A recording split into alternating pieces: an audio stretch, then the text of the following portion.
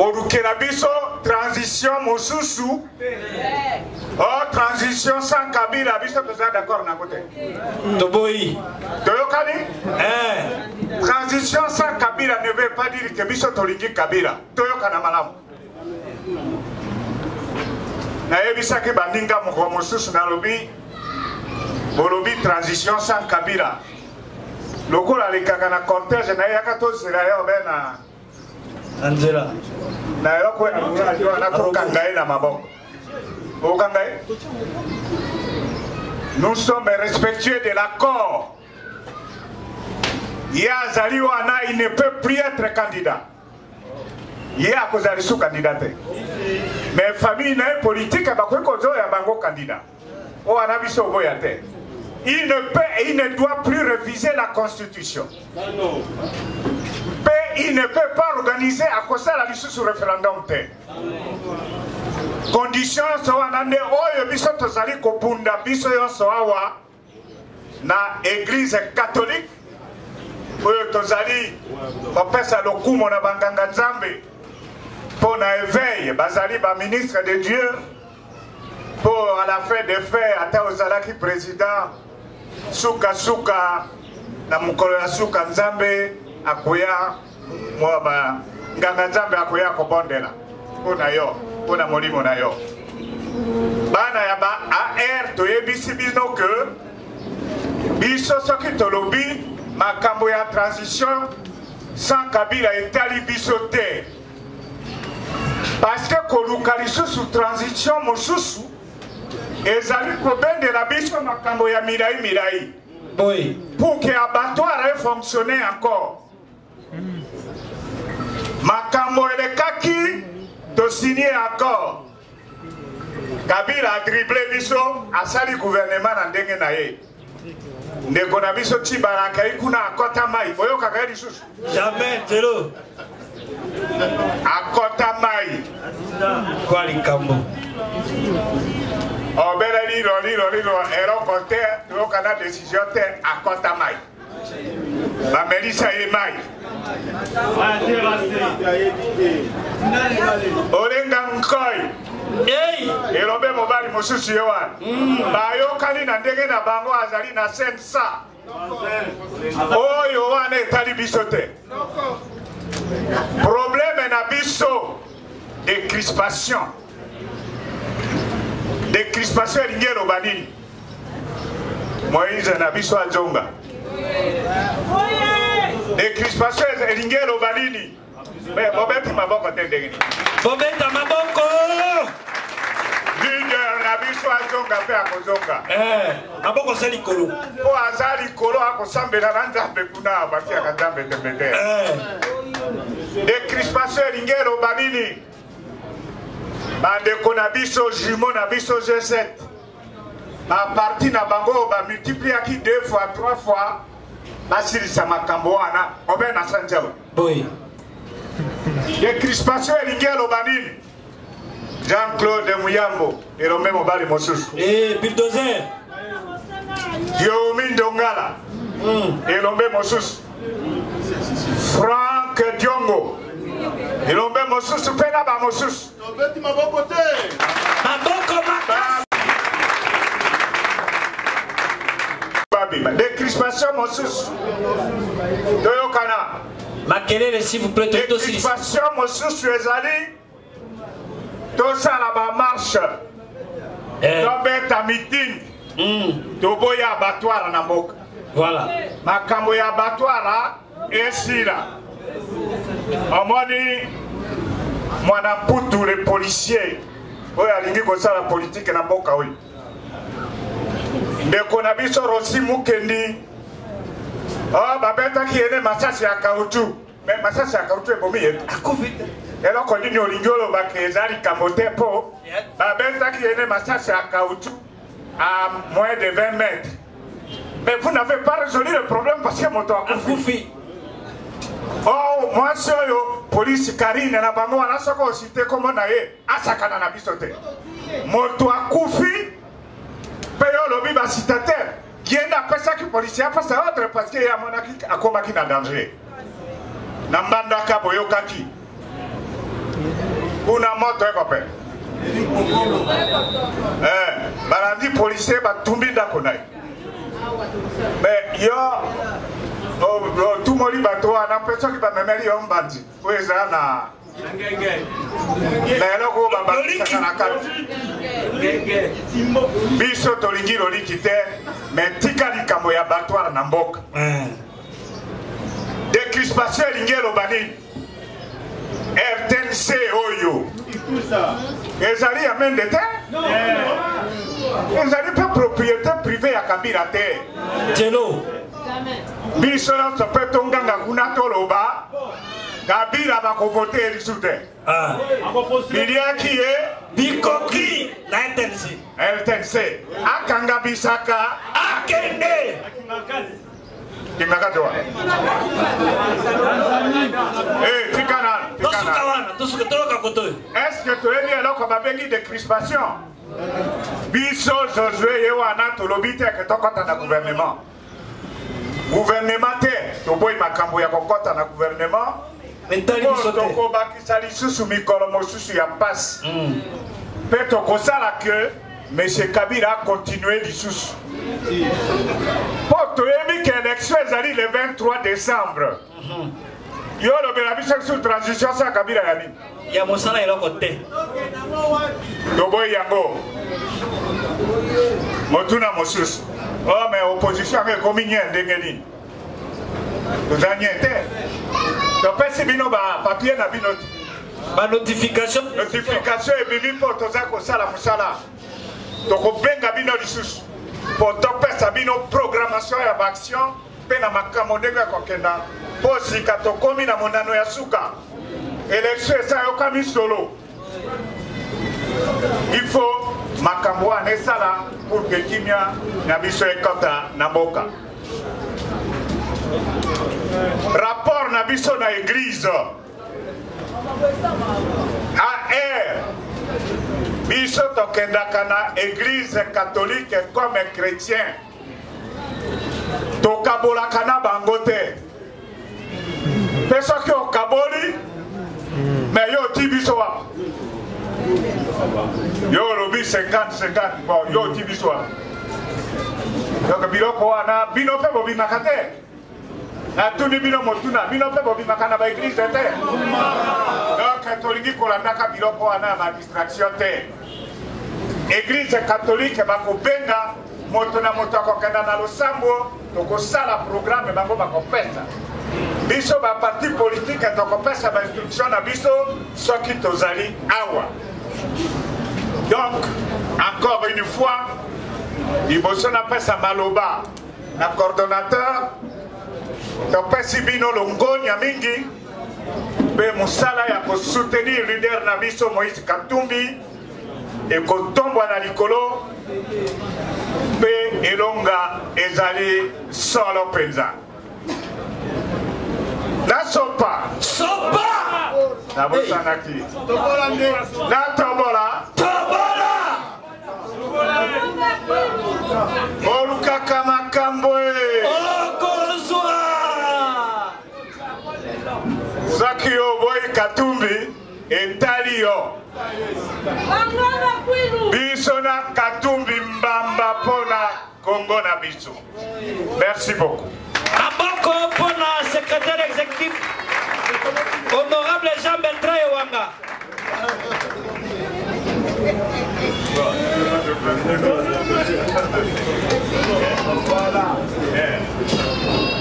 Tozongisi sous exécutif pour akotisa. Très bien. Nakanisi pour tokomi na suka ya milulu. Coordonnateur akoya ko expliquer makambo tolobaki ya ba machine à voter. À voler. À voler na masolo tozwaki na Nanga. Josué Telema. Tobeteli, coordonnateur Nabiso, honorable Denis Sanga, Josué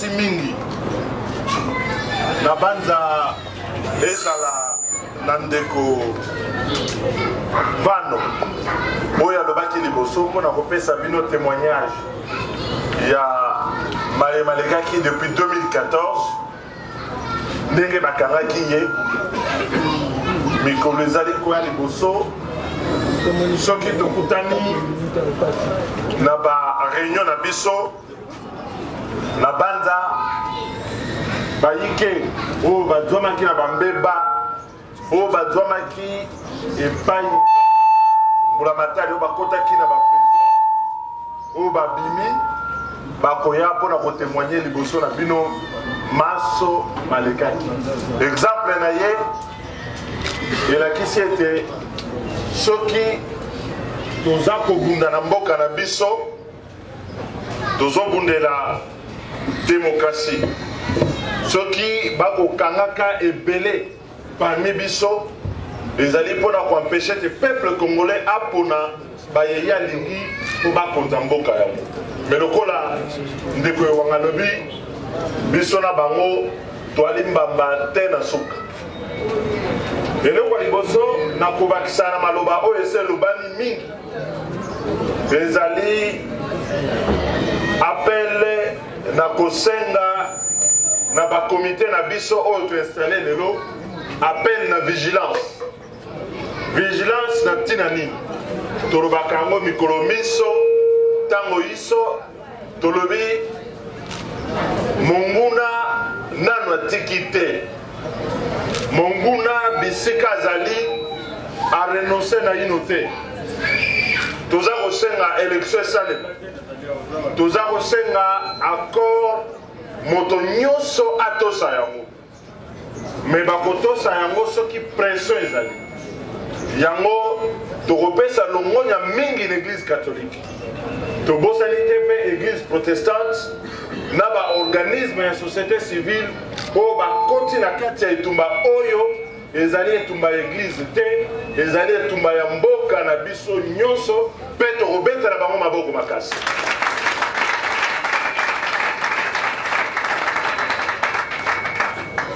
biso lokola bayi politike tokoki mpe kotika etumba yango te yango tolobi ifo tomibongisa ifo tomilengele mingi na ntango euti koleka bolandaki na Kasai bisika mobulu ebimaki mikolo mibale oyo etiki otika biso awa mobulu mpe ebimaki na Ituri bisika ebele lelo tozali na Congo na peu près na 136 groupes armés identifiés.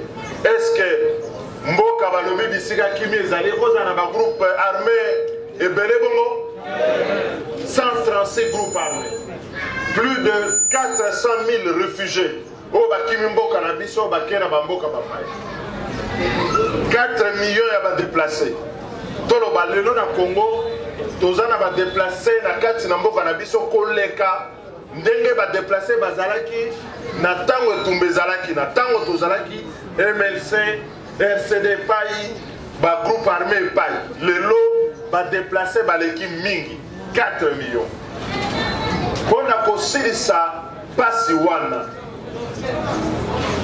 na alternance pour la République tolobi ifo tokenda mapona me kokende maponami ifo tokende engebele elobamaki na kati ya koro biso tosignaki le 31 décembre 2016 me okomona bipai ebele bakobimisa mwa mobulu bolandaki ebele ya bangombe bauti bakotambola makolo na mboko balobi etumbe yali bangombe bauti este kuna baleki baprovince nyonso Maniema Katanga Kasai te bakomi na Bandundu. Est-ce que na Congo ya biso ya lelo moto akotambola penda nebele ya bangombe ndenge wana kouta est te Kinshasa donc eza ko bomba makambo yango ba leader rebelle même biso awa na kati na AR to telemaki tolobi eloko ya bangombe wana to boyango mais bisika bato bako sambela bisika bako loba bosolo to moni pe bangombe yango bako kufa bango moko toko mono bebe bembe ya bangombe ba congolais bango moko baboyi bangombe wana baya kufana na bamboka na bango to bosana te na bisika bitumbe yali awa tozali na kati na AR tozana ba parti o ezali très bien implanté na Inter Congo tozana ba parti lokola RCD KML tozana ba parti lokola AC ezali kuna honorable Kiro Azaliawa honorable Feli Azaliawa o le belane kibino mama mwasite ma betolo pe bauti bango baza ba honorable bauti Est ya Congo bofa boyebite mobulu oyo ekomeli biso na Est mobulu oyo ekomeli biso na bambororo oyo tango mosusu kotina biso balobi no mwa etokende mapona mizali te eya kaka ndenge wana baye na ngombe moko moto afani na ngombe na ye lobi bakoyiba bino mabele eske bokondima lisusu te etene ya mabele ya Kongo bayiba bino eske bokondima etene ya mabele bayiba bino Pasteur Kofo alobaki atako lelo boyibi suka suka tokozongela yango yango il faut bofongola miso nyonso wana ezali mobulu bazali komema pona te tango tokokomele kwa mapona no balobaki le 23 décembre ba expliquer biso balobi moyen tokende mapona réalité tozonga nsima eloko mibale na koyebisa bino tokutanaki na nanga tokolanda na bareseau sociaux tokolanda na baforum ebele bazoloba bino boke kutana na nanga seke bokosone tokosone eloko moko te alternance pour la république akoki kondima te maponami esalema na mboka na biso na moyibi soki tondima okutana na nanga ezalaki mpo tolobela ye polele ya liboso tolobeli ye boyi tolobi bobimisi calendrier na bino biso na AR tobimisaka calendrier alternatif tolobaka maponami kosalema na sanza ya libwa to ya mwambe na mois d'août me bango baboyaka koyokela biso balobi te tango tokutanaka na bato bino bozalaka na dialogue moyen tokonsulte bino ezali te biso me biso AR toali na balabala te toali na babisika na biso soki bokomiseli biso invitation tokoya tosolola bino mais malgré bafaiblesse ya bacalendrier na bango tolobi tokokende quand même maponani soki eloko moko ekosalema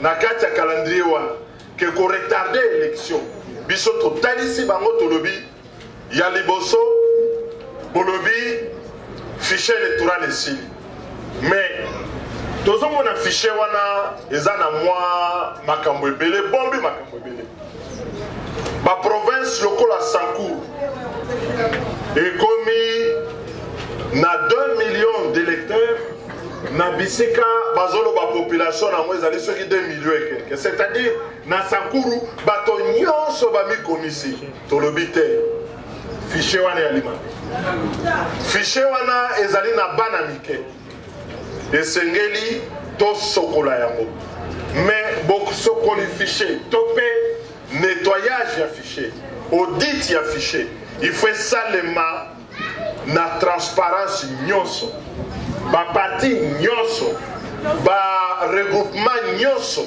il faut balandela yango mpo na suka batalisa na bana mboka te fichier oyo ebimi ezali ya solo ezali na bafictif te mpo eloko bango basalaka okomona na kati na fichier babombi bafictif ebele na bafictif wana bakoya kobakisa bavoi na bakandida na bango oyo bino boponi te yango tolobi eloko ya liboso audit ya fichier ifo ezala transparent eloko ya mibale tolobeli na bango na bato ya seni tolobi seni ezali indépendante te okolanda nanga bakoloba na yo non biso seni tozali indépendante biso nde tokozwa basolution totalisi bango boye lelo bokobetaka masolo ya machine à voter me moto ya liboso alobela makambo ya vote électronique ezali bino te eyali Joseph Kabila ye moko ntango ayaka na congrès tosanganaki biso badepute na basénateur alobi te lokola maponami ekozwaka mbongo ekosenga mosolo ebele esengeli tosala yango na bavoi moko neti bavote électronique mpona koréduire coût ya baélection me biso totalisi bango tolobi lokola bozangi indépendance yango ozomona biso moyen tolanda bino ezali te tolingi baexpert internationaux oyo bauti sadek bauti union européenne bauti nations unies baya kosalisa seni parce que soki tolobi tobongola seni na mobimba na yango bakolekisa biso sumbula mobimba awa ekozala glissement sur glissement mpona koboya glissement tolobi soki baexpert bazali bakokontrole mosala na communauté internationale mpo bandimela baexpert wana baya mais po tondima te kokokende na maponami il faut d'abord audit ya fichier wana esalema na ndenge elongo bani mpo toboyi bavimbisa bavili mosusu bamboka mosusu badimine bango eloko ya misato tolobeli bango po bokozela mingi etali likambo ya machine à voter machine à voter toye wana tofandi babimisi yango babandi kosala balakisi biso te biso tolobi boye machine oyo lokola ekosala boye toza na 46 millions d'électeurs na mboka na biso d'abord baélecteur oyo ya biso ebele na vi na bango batikali kosimba ordinateur ata mokolo moko te donc mama oyo akovote mpo na ngai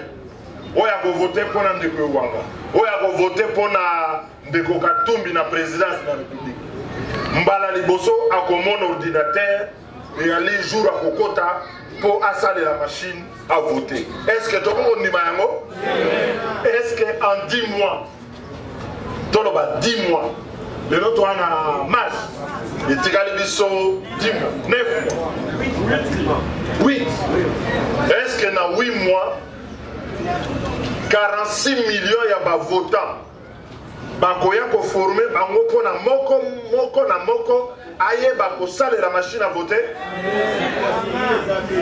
tolobi mbeba ya liboso ya machine à voter yango wana tozali na ntango te ya mibale okolanda bango soki bakoloba na lopoto omoni balingi balambalamba bino mais soki olingo tuna bango motuna lokwa totunaki bango tolobi bo toali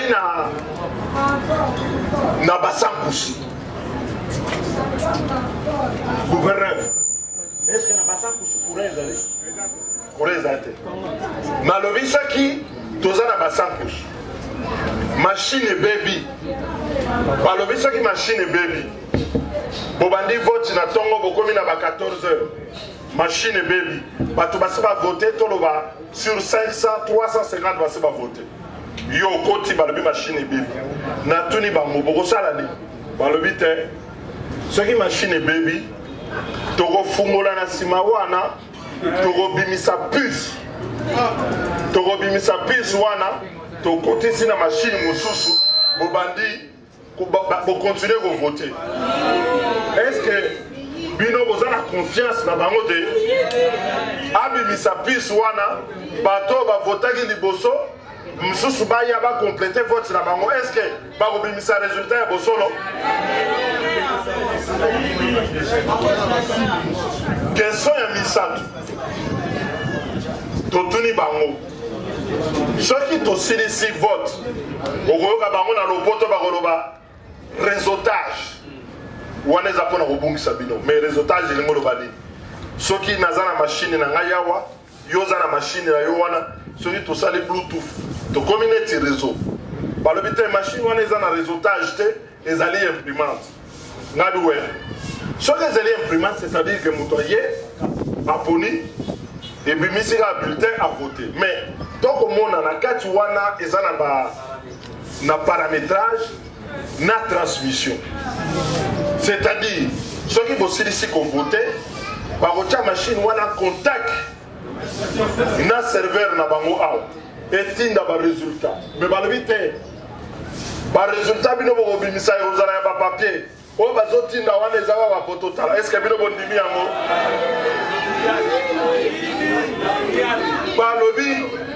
balobi bakoconnecte te machine wana ezali connecté ezali na kati ya réseau eloko ya misato nana le informaticien te mais tosali quand même na baoutil informatique ntango yo kobimisa puce olobi ozongisa yango na machine mosusu na bamboka wana oyebisa bango olobi te lokola puce ebimi boye nakotisa yango na machine awa ebongo nazongisa boye obakisi obaloli mbano oyo bakandida bazwi na kati ya bureau wana est ce que biso tokondima yango yango biso tolobi na nanga boye tolobi te baide na yo wana ya machine garde yango na ndenge ya barecherche na yo mpo na baélection tolingi te machine a vote bautilize yango tolingi peuple congolais ye moko aya kovote na bulletin de vote ndenge tovotaki na kala mais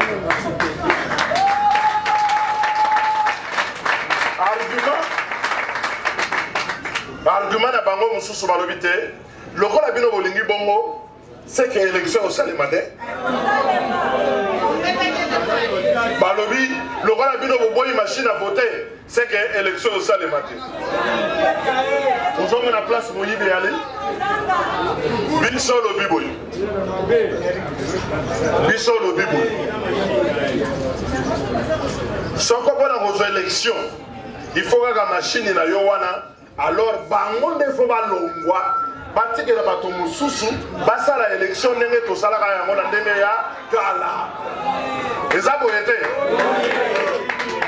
epuis balobi te ntango bato bayaka kovote okomona babulletin de vote ezali milai eza minene eza lokwa babuku ya lokwa biblia biso lobi te argument wana eza na ntina te parce que bango omoni ezalaka yaki azalaka na plan na ye yuma mpe azalaka na plan na ye ezalaka boye te bango plan na bango ezalaki ndeni balobi te tokomatisa motuya mpona kodepose bacandidature tokosenga mbongo ebele babi candidat moko $1000 tosongi neti ar boye il faut tobimisa $500,000 mpona bacandidat député nationaux tolobi na bango me bana mboka baya mbongo te pourquoi bozosenga mbongo ebele batelemi wana mais ekosala nini ntango tokokende baélection nombre ya bacandidat ekokita donc babilité na bango wana bazoloba ya minene wana ekozala te ekozala te lokola ekozala te ntina ya machine à voter nini yango tolobi na bango te bino boza indépendant te soki bokosalelaka machine à voter lelo c'est parce que bolingi kosalela oyo Kabila alobaka na 2015 alobaki tosala vote électronique mpe toboyi vote électronique parce que soki tolingi ya solo na maponami tozwa mbongo wana na nzela maponami esengeli tokende na vote manuel yango tokosenga na bino il faut se mobiliser il faut se rassembler na mikolo ezali koya biso baye tozali ko soutenir candidature ya Moïse Katumbi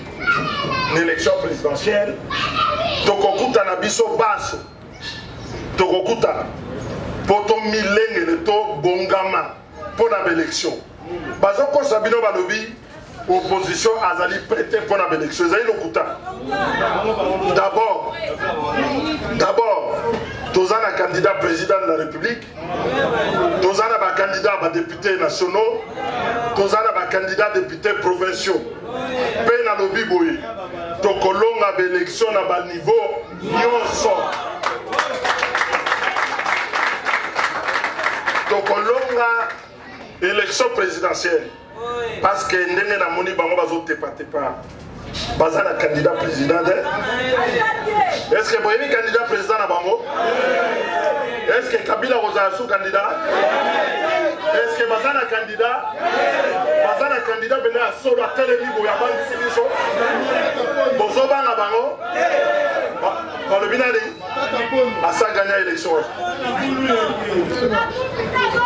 bazobanga parce que baza na candidat président ndenge tosangani AR G7 na balinge ebele babombani na nanu bomoni bango te biso toyebi bango tozali ebele ntango tokende campagne toke élection tokoganye baélection nyonso tokozala président de la République Yassika, pas députés nationaux Yassika, premier ministre Yassika, Potobongola et Colonabiso.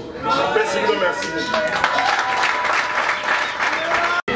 AR Moto et Copéla AR Mouré Kotoko AR Milingue Komata AR Katoumi président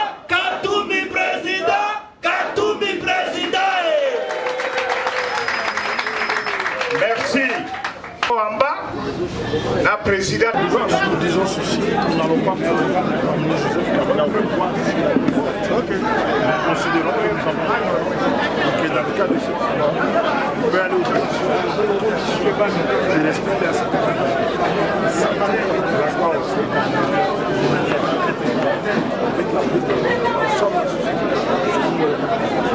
il est possible d'obtenir cette présidence. Formé une engagement sans la machine à voter, il est impossible d'organiser cette élection. Il doit tirer alors toutes les conséquences possibles lui-même. Qu'est-ce qui est prioritaire pour vous, la décrispation ou l'organisation des élections? Le retour des exilés, la libération des prisonniers politiques, la participation inclusive à toutes les élections, la libération de l'espace politique et aussi la fin du développement politique. C'est deux choses très simples qui sont dans l'accord. Donc pas d'élection sans décrispation? Il n'y a pas d'élection libre, démocratique et transparente sans la décrispation politique. Vous imaginez une élection pour laquelle chacun pourrait choisir ses adversaires politiques. Ce ne serait pas une élection, ce serait une nomination. Et l'AR dit pour qu'une élection soit libre, démocratique et transparente, il faut qu'elle soit inclusive. Et qui dit inclusive, dit retour des exilés et la participation de tous ceux qui veulent concourir à l'élection à tous les niveaux. La décrispation ne concerne que certains individus alors que les élections concernent toute la population. C'est une vue trop rapide. La décrispation concerne aussi bien les électeurs, la liberté de manifester, les électeurs ont besoin de manifester, mais elle concerne aussi les candidats, ceux qui veulent participer.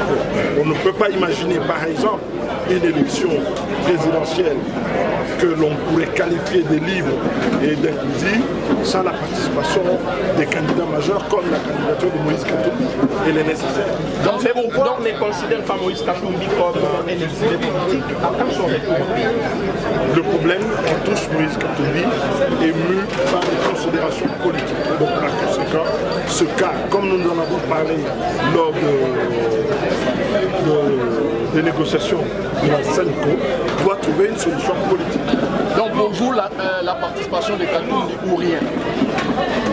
Je n'en suis pas là. Je dis qu'il faut que l'accord s'applique. Et il y a un accord, tout le monde s'est engagé et nous nous battons aujourd'hui avec les catholiques et le peuple pour que l'accord soit appliqué. Et si l'accord est appliqué, la question de Moïse ne se pose pas. Et en rejetant, Président, en rejetant la transition sans Kabila, donc vous tournez les dos au rassemblement qui prône cette terre. Non, le rassemblement, ce n'est pas de cela.